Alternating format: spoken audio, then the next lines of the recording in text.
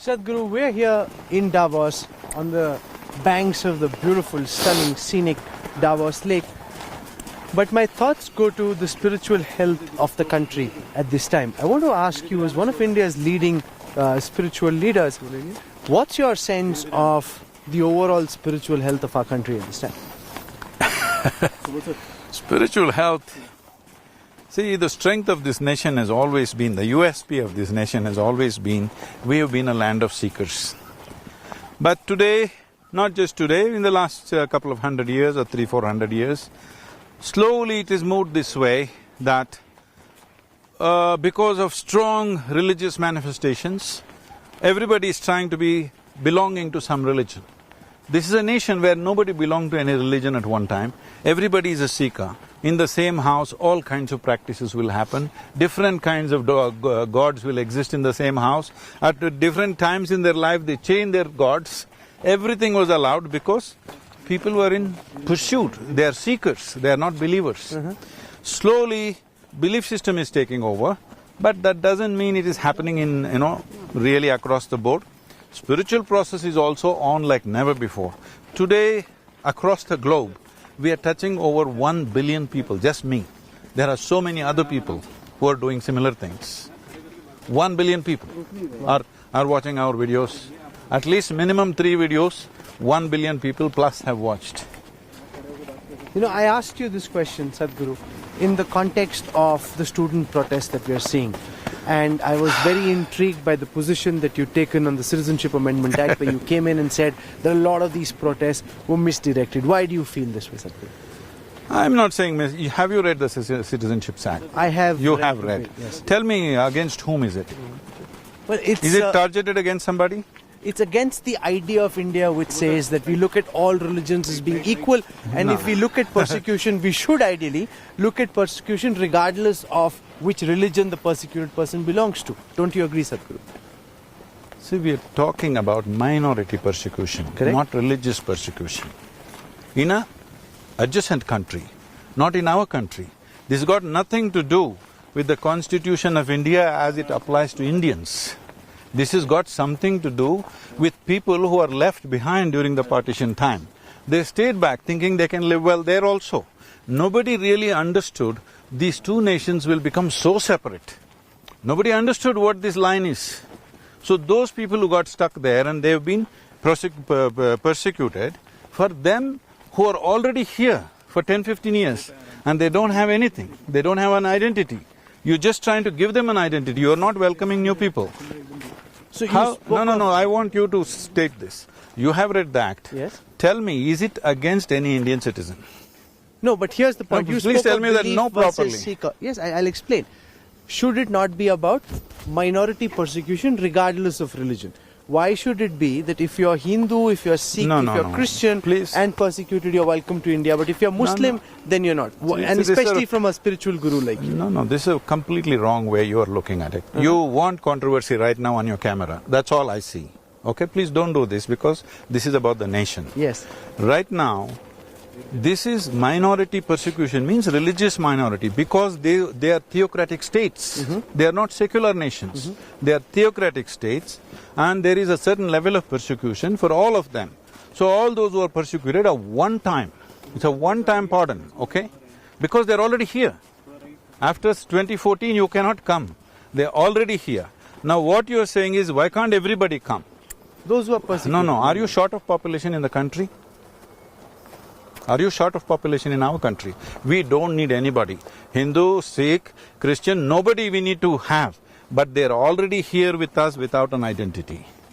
That is all it is about. So if you want to make an issue out of it, because you like a controversy, you can make it. But I'm just honestly saying, as far as I can see, it doesn't affect any Indian citizen.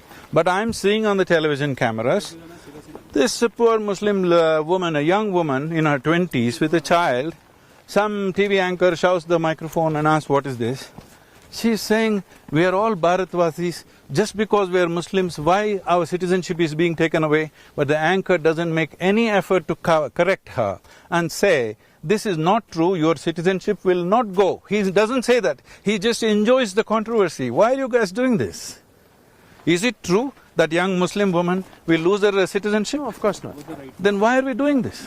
But what do you make of the fear? There is a sense of palpable fear. We're seeing what's happening at Shaheen Bagh. The failure, that is because of the kind of things that have been communicated. Government has definitely failed in its ability to communicate the idea, okay? What is simply for somebody else, nothing to do with you, you're protesting thinking it's against you, but somebody obviously communicated it this way, right? And you are also trying to say the same thing now. Don't say this. This is not about Hindu-Muslim, this is about the nation. This is not at all about the Hindu-Muslim because it is not concerned with the Hindus in the country or Muslims in the country. This is about people who are already in the country from another nation without any identity. You're just trying to give them one-time identity. You spoke of how the government failed in its communication. Where do you think they erred? How should this matter have been handled? Probably such a benign issue, they never thought this will be organized this way. It is definitely a lapse. No question about it. It is a failure. Unfortunately, right now, Indian states are here, Karnataka is here and Madhya Pradesh is here, seeking investments and stuff. Tell me, right now, if you want India's economy to explode into growth, the most important thing is external investments.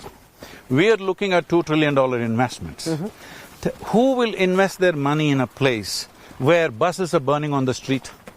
All of you guys just enjoyed this, unfortunately. Please don't do this. Buses are burning on the street. First of all, buses don't belong to the government. Buses belong to us. Why are you burning it? It's our money.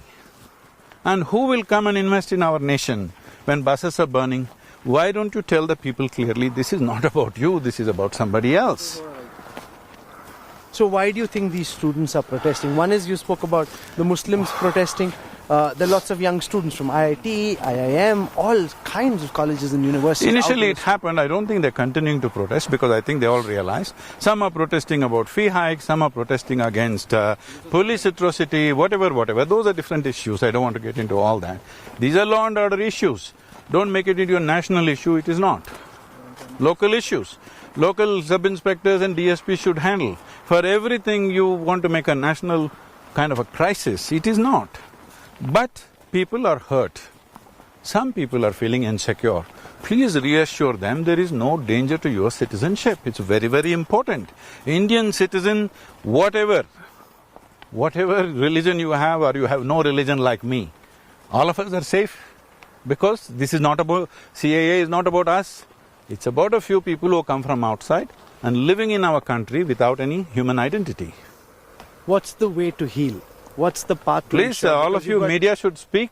I am asking, why is this anchor pushing the microphone in her face and when she fears and she's crying, she's genuine, her fear is genuine. That young Muslim woman is genuinely crying out of fear that my citizenship will be taken away, there's a law like that. Why can't you say that's not true? You won't say that.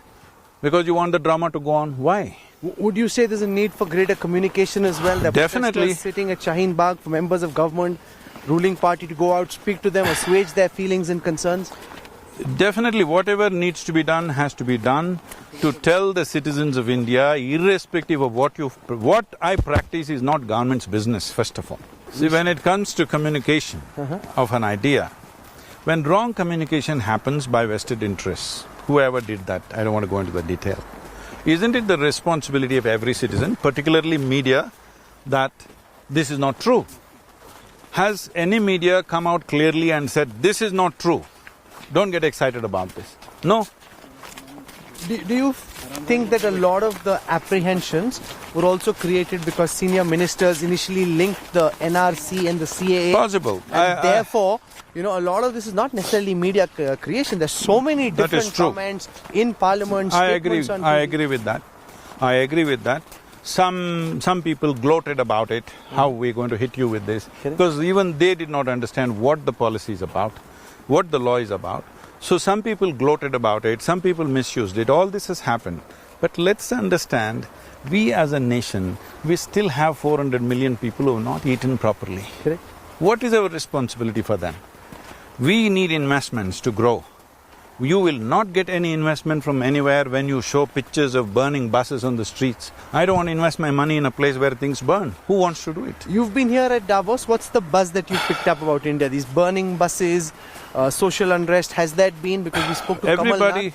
Everybody is excited about India's possibilities. At the same time, this question has come up to me again and again. What about the civil unrest? People asking you about Yes, this. yes. What are they asking you, Sadhguru? The same thing. Is it really in control? Is Narendra Modi's government in control of what's happening in the country? I said it very much is, because they're young people, they don't want to deal with them harshly, things are happening, whatever. I am not a spokesperson of the government, but I'm definitely speaking for the nation. I'm saying, if there is something we disagree, there are places to debate. There is a parliament to do that. If parliament is not good enough, we can set up various debates. Media platforms are waiting for debate always. Debates are possible. Why burn the buses and create this visual which completely puts the country backwards in a negative picture? Do you believe it's a bit of a wasted opportunity at a time when 400 million people still don't have food to go into their mouths? This whole focus on very divisive issues, is that in some senses a wasted opportunity? No, how one way of looking at this is, see, there are contentious issues in the country. Sir. If you don't have the courage to deal with them, then you cannot make the economy grow. So putting them aside quickly and focusing on economy is a wise thing for any government to do. But people should also understand and participate. We must understand right now India's only focus should be, doesn't matter who is in the government. Whoever people elect will be in the government. People think I'm supporting one party, this is going on all over the social media. No, I'm working with AIDMK in Tamil Nadu, I was working very closely with Chandrababu Naidu, I'm working in Telangana very closely with the governments, I'm working with Kerala with the communist government. My thing is, I value democracy. If people elect whoever they elect, I'm willing to work with them. You elect somebody, within 8 months you say, I want a change. What is that? You make this point. I'm very curious to know your view on the current dispensation, because when you made those comments in CAA, a lot of people came out and you would have seen this Sadhguru and they labelled you a Modi Bhakt. They said, here's Modi's fan, Modi Bhakt. He's a spiritual guru, but see what position. See, I'm telling you this. Now I'm asking you this question once again. Yes. Is it genuine that this CAA is aimed against a particular community? Is it so? Well, it excludes members of one community from seeking citizenship in India if they are persecuted in their own countries. Anybody can seek citizenship in India. Only thing is, people who are already here, en bloc, certain people are coming in. Rest can come through normal process. But sir, I come from a Sikh family. In our gurdwaras, you come in and you eat langar no matter who you are. We don't check whether you're Hindu, Muslim, Sikh, Please, Christian. Rahul, let's talk practical things. We have just partitioned about 72 years ago. On what basis? Unfortunately, on religious basis. It should not have happened. We did it for whatever reasons. At that time, that was our wisdom. Today, people who are left behind, who thought they will be okay that side, and now they are not okay. Not okay means, as I pointed out in my video, marriage was not legal. Hindu marriage was not legal till 2017. Now the people who are talking about this is, till 2017 they corrected it. What about 1948 to 2017? Your marriage is not legal. Do you know what that means? No, but what's your counter on Ahmadiyas, Hazaras, who are persecuted minorities in their countries but persecuted nonetheless because of their faith and belief? See, do you have enough population in your country? Sure, of course. More than enough? Yes. Or too much? Yes. You have too much population. We have enough. So do you want to have 50% of Pakistan back in the country because economically they're not doing well? Small minority. No, because economic minorities will come. Okay. We cannot welcome, we cannot afford to. We cannot afford to bring anybody. Even if they're Hindu, you can't afford to bring them. We are only talking about, this law is only talking about those who are already inside. What do you want to do? Where do you throw them? They won't take it back. Take them back. Nor do these people can go back. They have nothing left there. What will you do with them? What kind of logic is this? You spoke about too many people already. does that indicate that you would strongly back a population control law? Is that something? 100%. I am the only one for last 25 years talking about it and being popular with every religion. Hindu, Muslim, Christian, everybody hates me because I am saying first control your populations. Because we are too many people for the land that we have. You think there should be hum do hamare do, seal that? See, you can, in a democratic country, you cannot control forcefully, but by incentives you can control. You can incentivize those who consciously decide certain things. Incentivization has to be there, otherwise nature will take care of you. See, if you don't do it consciously, nature will do it in a very cruel way. So, you sidestepped my question on responding to critics who are labeling you a Modi Bhakt. See, you are a journalist. Yes. Your name is on. Yes. All right, your face is on, your name is on. There are a whole lot of them who are anonymous journalists. They can say whatever they want to say. See, if I say something, if there is a lacuna in what I have said, please point it out to me. You talk about my mother, my wife, you're not only illiterate, you're also uncivilized. That's all I can see. As we come to the end No, of I'm this asking, interview. what kind of people will attack the woman in your home? No, it's not fair. It's not right. It's not right. Because you're uncivilized, that's all it is. It's not right. What is there to say about They them? can have a view on the positions you're taking, but to attack somebody's family member is totally not right. That's all that's happening. Has anybody pointed out what's wrong with what I have said? Has anybody done it? Can you do it to me? No. Because there's nothing wrong, you just don't like it. If you don't like me, it's your problem. What can I do? You just soak in your own bile, I don't. I'm fine. You can say whatever you want. I'm in a place where nobody's opinion does anything to me. And never ever I have identified with any political ideology or party. My only thing is, if people choose somebody, I support them for 5 years. After that, if you choose somebody else, I'll support them for the next 5 years. Because I value democracy. If you think democracy is nothing, your opinion is everything, I'm sorry I'm not with you. Sadhguru, as we come to the end of this interview, which is just had such a beautiful setting here along the Davos Lake, I want to get you to tell all those who are watching a bit about the mindfulness retreat, the sessions that you're doing over here in these very, very stressful times. What's your… These are not stressful times. No, for everyone, in different ways. No. Times are not stressful. Individual people can be stressful if they wish to be. I'm not stressful. Okay, so what's your message for the youth in terms of keeping their sanity, their heads on their shoulders, and not getting swayed by all that they see around? So we need to understand this.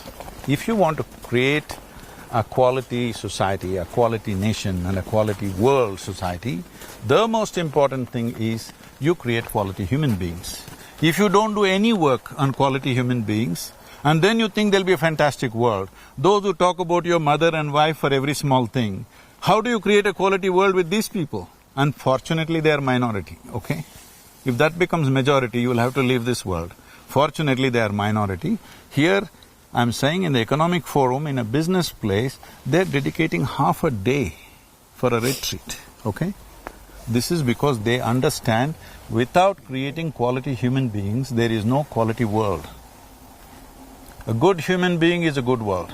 You've spoken as you always do from the heart. We leave it to those who are watching to decide what they think of this. Sadhguru, for joining us. Thank you so much. Thank you. Thank you.